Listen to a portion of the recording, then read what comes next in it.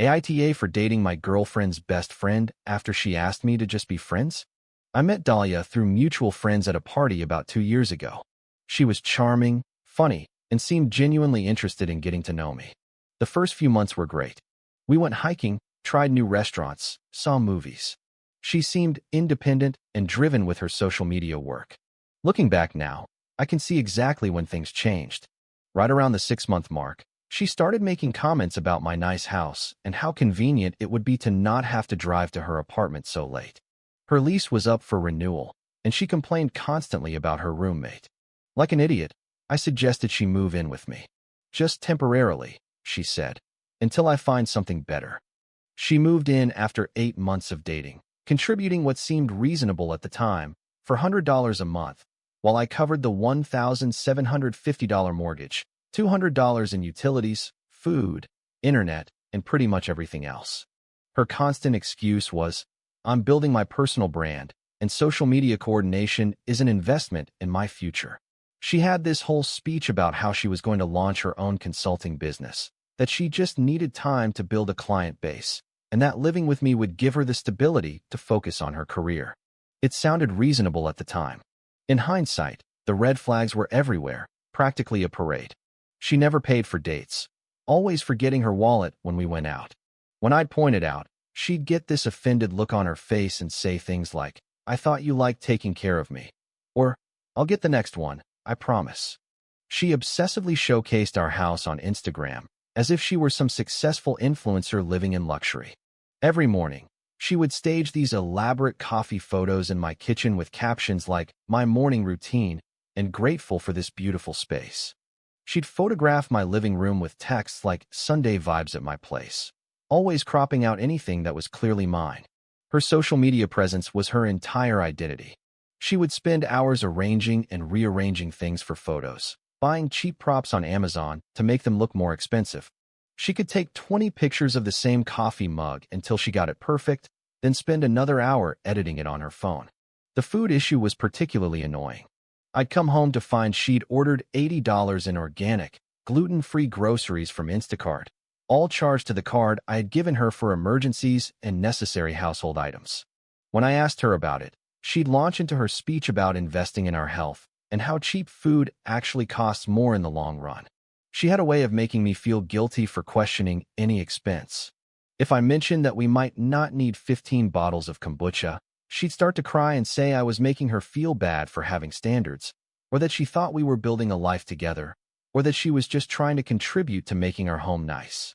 The breaking point came on a Tuesday night in October. I remember it because Tuesdays were usually our routine. I'd cook dinner, we'd watch something on Netflix, maybe she'd put her phone down for 30 minutes. Instead, I came home from work expecting the usual, but Dahlia was sitting on the sofa with a serious expression, like she was about to give a corporate presentation. She had changed out of her usual comfy clothes into actual clothes, which should have been my first clue that something was wrong. Her hair was done, she had makeup on, and there was a folder on the coffee table as if we were in a business meeting. "We need to talk," she announced, motioning to the seat across from her as if I were attending a scheduled appointment. Those infamous final words that have ended more relationships than cheating. "I've been doing a lot of reflecting on us," Dahlia began, clearly reciting rehearsed material she probably practiced in the bathroom mirror. "I care about you deeply, but I think we want different things in life." I sat down slowly, that sinking feeling starting in my stomach. I thought about how just 2 weeks earlier, she was talking about us going to her cousin's wedding next year, showing me dress options on Pinterest, and dropping not-so-subtle hints about ring shopping during a commercial break. "I think we should transition to being friends," she continued, opening her folder and pulling out what looked like actual notes. "We share an incredible connection, and I refuse to lose that. Besides, we have identical friend groups, similar interests, and this place is perfect for social gatherings." This place, my place, which I completely fund while she contributes less than a quarter of the actual expenses. "So, you want to break up, but keep all the benefits of the relationship?" I asked directly, because I've learned that beating around the bush only prolongs the agony. She got visibly uncomfortable, shifting in her seat and avoiding eye contact. "It's not that simple. I need personal space to grow, to explore my options, and to figure out who I am outside of a relationship. But you're such a crucial part of my life, and I don't want to lose that connection entirely. This is where things got really interesting. As she was giving this speech about needing space and personal growth, I noticed 2 packed suitcases by the front door. Not weekend bags, full-size suitcases. Her car keys were on the kitchen counter, and her phone was buzzing non-stop with what were likely text messages. "You've already arranged for alternative housing," I observed, nodding toward the luggage. Celine offered her couch while we established new arrangements, regarding the living situation and all that. She said it like it was the most natural thing in the world, as if she were talking about changing gym memberships instead of ending a 2-year relationship. The living situation, as if I were a roommate who required a 30-day notice instead of someone she'd been sharing a bed with for months. But then came the real kicker, the moment that still makes me shake my head in disbelief. She pulled an actual piece of paper from her folder. No joke, she had prepared notes for this conversation. I was thinking, since we're going to be transitioning into a friendship, maybe I could keep up the same financial contribution and just stay here from time to time.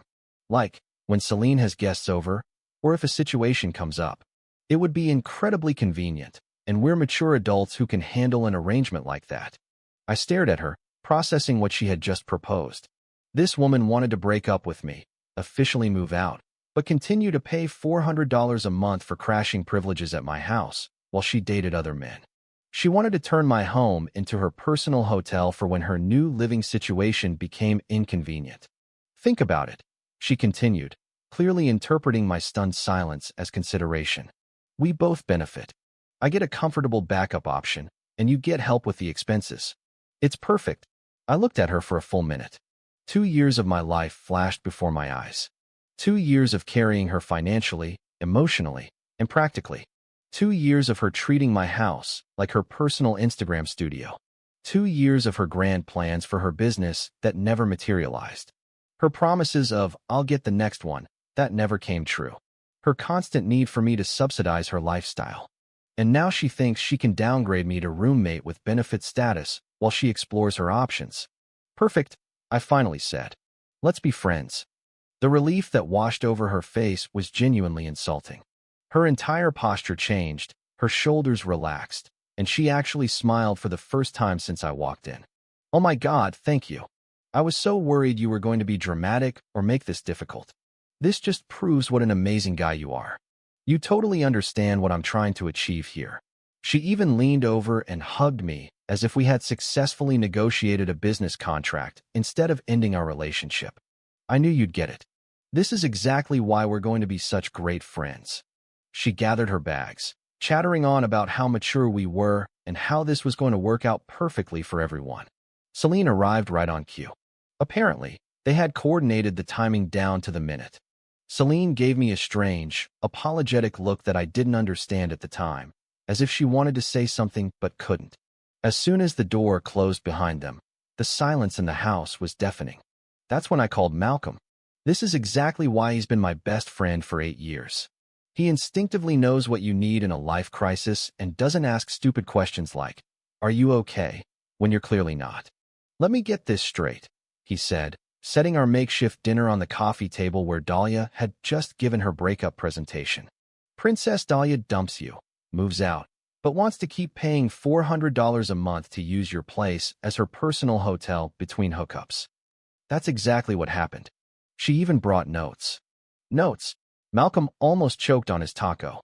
She brought notes to break up with you. A whole folder.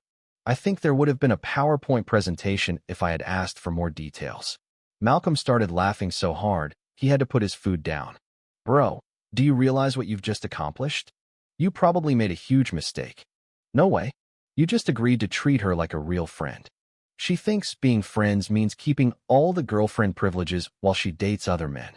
But real friends, actual friends, maintain appropriate boundaries and don't expect special treatment." He was absolutely right. My real friends, like Preston from work, don't have keys to my house, don't expect me to finance their life choices, and definitely don't get crashing privileges when their living situation gets inconvenient. When Malcolm needs a favor, he asks for it politely and offers something in return. When my college buddy, Silas, comes to visit, he brings groceries and cleans up after himself. She's about to get a masterclass in what friendship actually looks like, Malcolm continued. And it's going to be absolutely hilarious to watch. The first lesson arrived promptly the next morning. A text from Dahlia at 6:30 a.m. Morning. Can you bring me my laptop charger? I left it in the bedroom. I need it for work.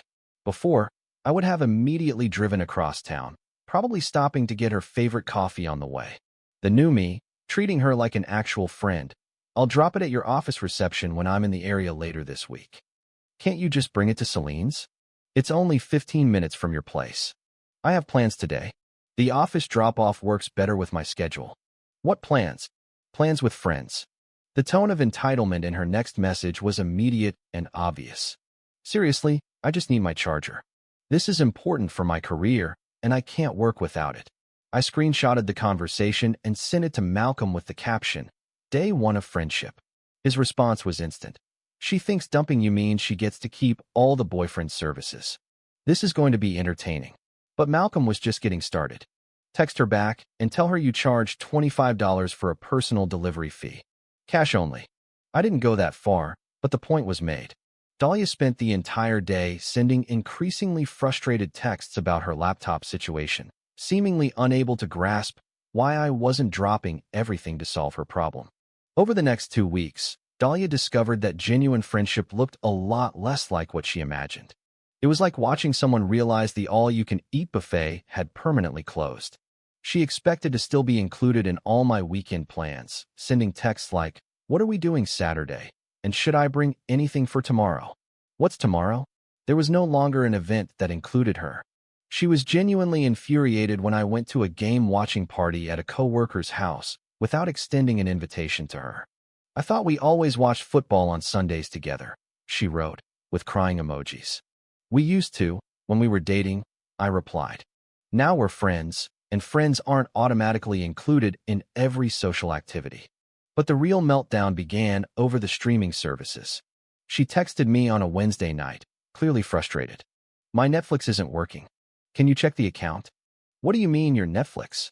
The account says I have to sign in again, but it's not taking the password. I had changed all the streaming passwords the day after she moved out. Standard breakup protocol. You're going to have to get your own account.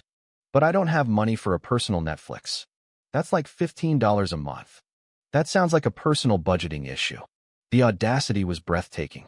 She genuinely expected to keep using my Netflix account after breaking up with me. When I explained that friends don't typically share streaming accounts unless there's some reciprocal arrangement, she launched into a guilt trip over a few dollars.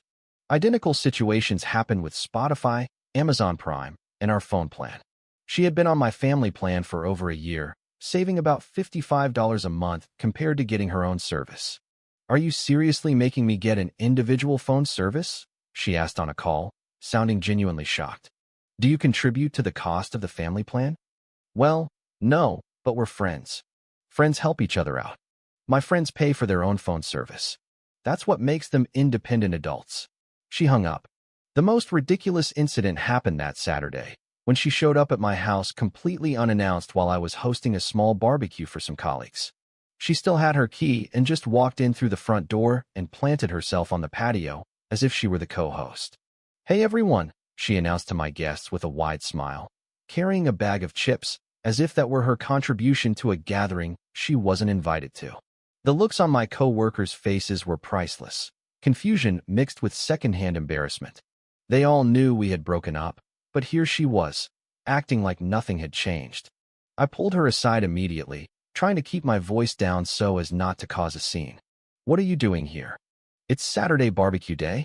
We always have people over on nice Saturdays. We used to have people over. You don't live here anymore, and you weren't invited to this gathering.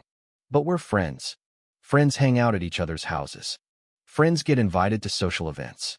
They don't just show up uninvited with a bag of chips and expect to be included.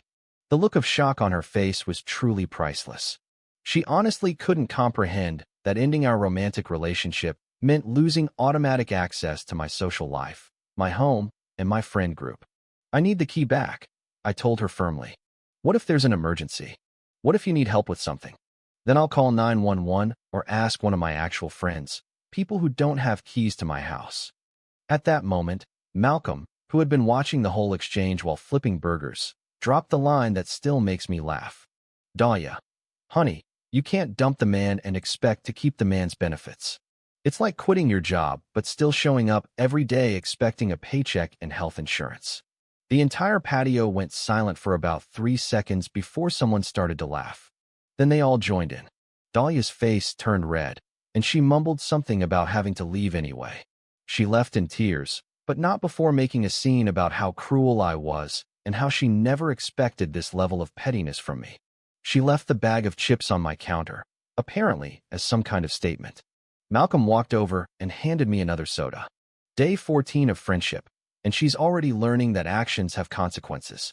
This is better than cable. This is where the story takes an interesting turn. Celine, Dahlia's supposed best friend, had been at that disaster of a barbecue. After Dahlia stormed off and the atmosphere returned to normal, Celine lingered as the other guests said their goodbyes. "Can I talk to you for a minute in private?" she asked as I was gathering the last of the disposable plates. I expected her to defend Dahlia or give me a lecture about being too hard on her friend. Instead, she completely surprised me. "I owe you a sincere apology." "For what exactly?" "For not warning you about Dahlia's true character sooner. I've been watching this whole situation unfold, and honestly, you're handling it perfectly. But I should have said something months ago." We sat down at the patio table, and Celine started telling me things about Dahlia that I had never known despite dating her for 2 years. It turns out that living with Dahlia had been an absolute nightmare that went far beyond what I had seen. "She never cleans anything," Celine explained. "Nothing at all. She'll use every dish in the kitchen and leave it for me to wash. She's borrowed clothes without asking and returned them damaged. Last week, she used up my expensive skincare products and didn't replace them.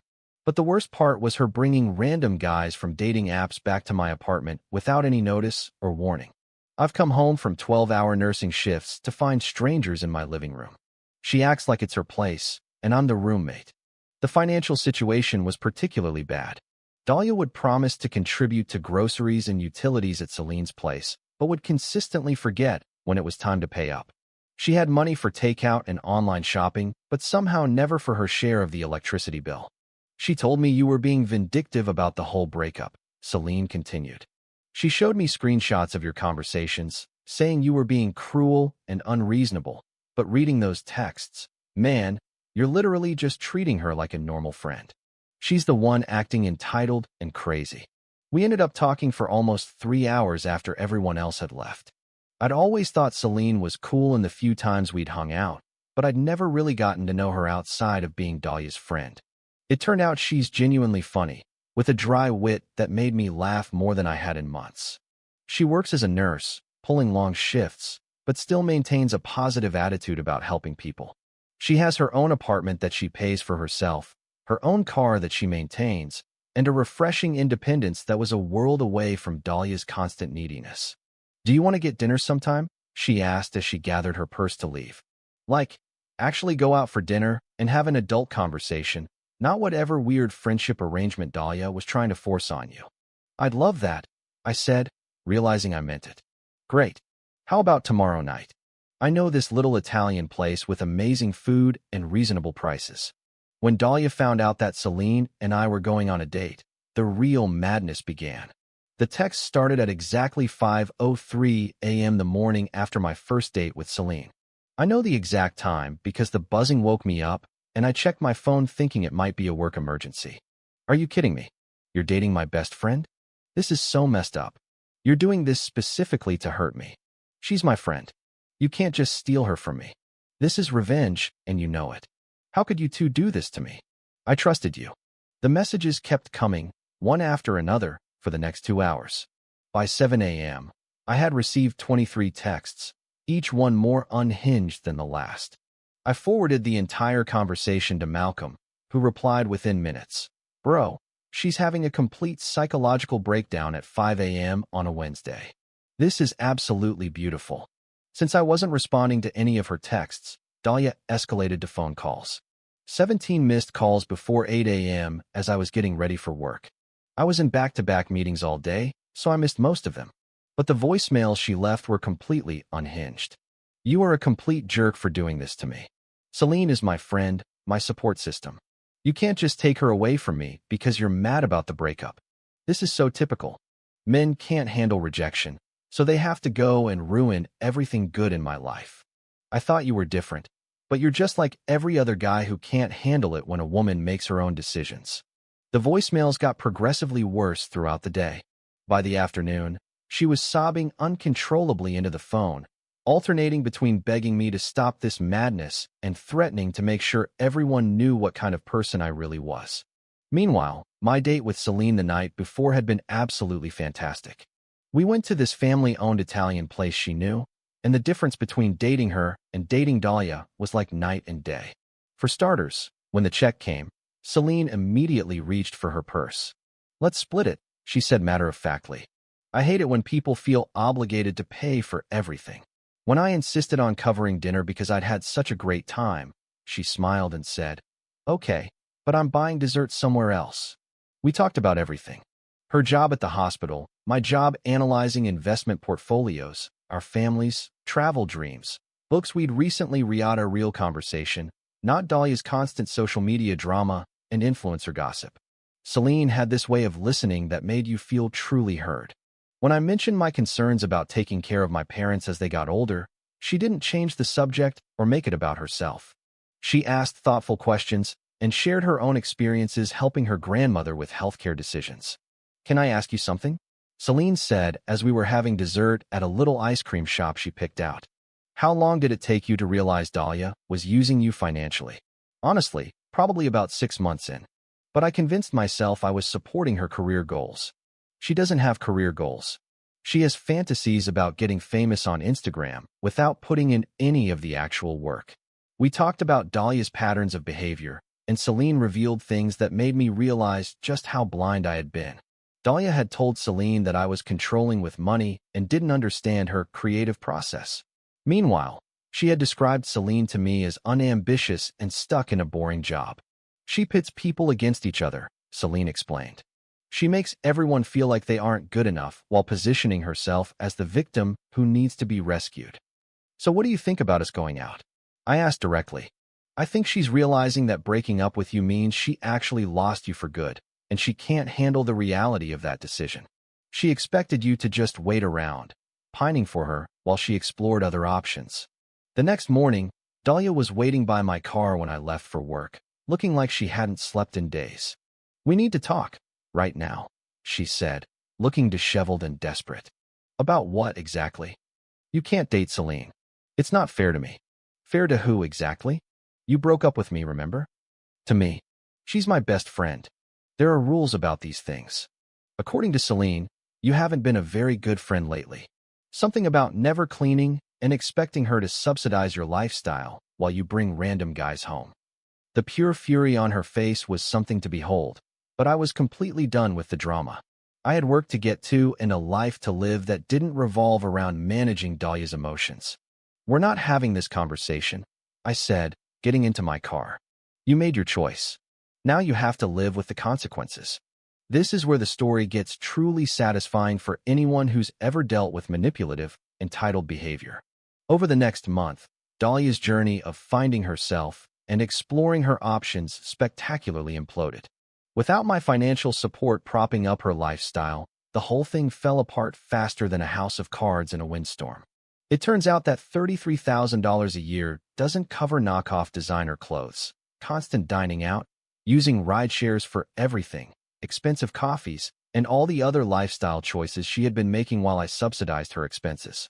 Her social media posts shifted from carefully curated, living my best life content to increasingly desperate attempts to find someone else to fund her fantasy lifestyle. She got kicked out of Celine's apartment after exactly 2 weeks. According to Celine, Dahlia had promised to pay $600 a month for rent and utilities, but never contributed a single dollar. Instead, she spent money on a new phone case, expensive workout clothes, and takeout, all while claiming she was between client payments. The final straw was when she brought 3 different guys over in a single week. I worked 12-hour shifts saving lives, and I came home to find strangers eating my food and using my Netflix, Celine told me over dinner at our new favorite spot. When I asked her to chip in for groceries, she said I was being petty about money. Dahlia's social media presence became increasingly frantic. She started posting inspirational quotes about toxic people and fake friends, clearly aimed at Celine and me. She shared articles about self-absorbed men and manipulative relationships, trying to paint herself as the victim of our cruel treatment. But the most telling posts were her dating updates. She started seeing an older guy she met on an arrangement-style dating app, posting pictures of expensive dinners and shopping bags with captions like, "Finally found a real man who knows how to treat a woman properly." And some people understand that relationships require investment. The guy was clearly in his 50s, drove a flashy car, and seemed willing to spend money on her in exchange for arm candy at business dinners. Dahlia posted constantly about their sophisticated relationship and how mature men understood what women needed. That arrangement lasted for about 3 weeks, until he realized she was using him purely for money and had no intention of forming a genuine connection. According to mutual friends, he ended it when Dahlia started asking him to pay her credit card bills. Meanwhile, Celine and I were building something real and healthy. She was practically living at my place now, but unlike Dahlia, she actually contributed to groceries and utilities without being asked. When she stayed over, she cleaned up after herself, helped with the cooking, and treated my space with respect. This is so different from what I had with Dahlia, I told Malcolm during one of our regular check-ins. Celine acts like a true partner instead of someone you have to take care of. Because she is a true partner, Malcolm replied. Dahlia was a dependent pretending to be a girlfriend. We were talking about making it official and having her move in when Malcolm dropped the news that made the whole thing absolutely perfect. "Dude, you are not going to believe what I found out today," he said, practically bursting through my front door where Celine and I were making dinner together. "Dahlia is working at Hooters now." "What?" Celine and I said at the same time. I was having lunch with some guys from the fire station, and there she was, orange shorts, tight top, the whole uniform. She saw me and literally tried to hide behind the hostess stand like I wouldn't recognize her. We immediately checked her social media, and sure enough, there were recent posts about her new career in hospitality and how she was exploring exciting opportunities in customer service. The photos were clearly taken at Hooters. Although she carefully cropped out any identifying logos, the comments on her posts were brutal. People who had followed her influencer lifestyle content were asking direct questions about the career change. She deflected with answers about diversifying income streams and getting real-world business experience, but the best was yet to come. She had moved back in with her parents and was posting passive-aggressive quotes about family is the only thing you can rely on and starting over after toxic relationships.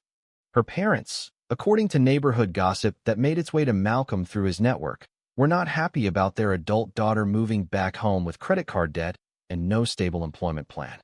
3 months after the breakup, my phone rang at 11:17 p.m. on a Friday. An unknown local number, but I answered thinking it might be work-related, as I sometimes get calls about urgent client situations.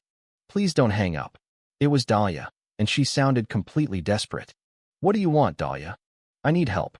I'm in serious trouble, and I don't know what to do." Against my better judgment and Malcolm's hypothetical advice, I decided to listen. What she told me was both predictable and satisfying in a natural consequences kind of way. Her independent woman exploring her options lifestyle had led her into serious financial trouble that was spiraling out of control. She had racked up about $7,800 in credit card debt trying to maintain her image while making a Hooters salary. Her car was about to be repossessed because she had missed 3 payments. She was facing eviction from a crappy studio apartment she moved into after her parents kicked her out. "I don't know what to do," she sobbed over the phone. "My parents cut me off completely after I maxed out their emergency credit card on clothes and restaurants. I can't afford legal help for any of this. Bill collectors are calling me constantly, and my boss is cutting my shifts because I've been too stressed to focus." "Why are you calling me specifically?" "Because you're the only person I know who actually has their life together. You're smart with money, you understand financial planning. Do you know how to handle these kinds of situations?" The audacity was absolutely breathtaking. She dumps me to explore other options. Tries to keep me as a convenient backup plan. Loses her mind when I move on with someone better, and now she wants me to pull her out of the hole she dug entirely by herself. "Dahlia, we're just friends, remember? That's what you wanted." I know, but you're my friend, right? Friends help each other when they're in trouble. Do you remember what you told Malcolm at that barbecue about me being cruel and petty for setting boundaries? Silence on the other end. Do you remember telling Celine that I was manipulating her and being vindictive? More silence. Do you remember the 17 missed calls at 5 a.m. and the voicemails where you called me a jerk who couldn't handle rejection? I was upset. I wasn't thinking straight. Right?